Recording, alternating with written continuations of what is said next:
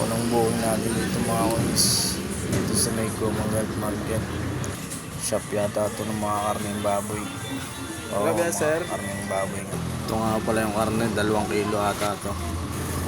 Dito ko nga pala dinala mga kuys sa may Kontuyan. Yung lumata ito sa may Nabaliches.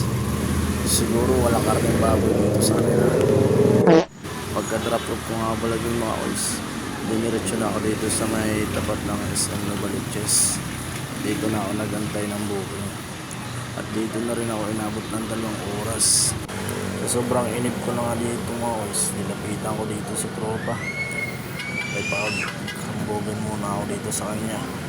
Doon ko din nalaman na kanina pa pala siya dito rin nag-aantay. Hindi talaga maiiwasan at dumating sa ganitong pagkakataon. Kasi lahat naman dumadaan sa ganitong tumal.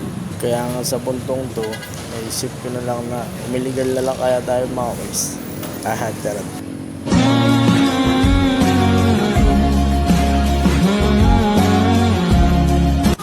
Napansin ko nga pala dito mga kuys, tapat ng SM Nabaliches. Itong Jollibee at Inasal, pinagtatambayan ng mga halos lahat, puro Grab driver. Andun sila. Siguro sobrang tumal din mga to, mag-aagawan sa lugar. Ito pa nga lang pala yung pangalawang booking natin mga kuys. Halos 2 oras na wala. Dito ulit sa may Commonwealth. Ito yung pangatlo. Sa Starbucks naman to mga kuys. Kasunod lang din to ng Army Navy.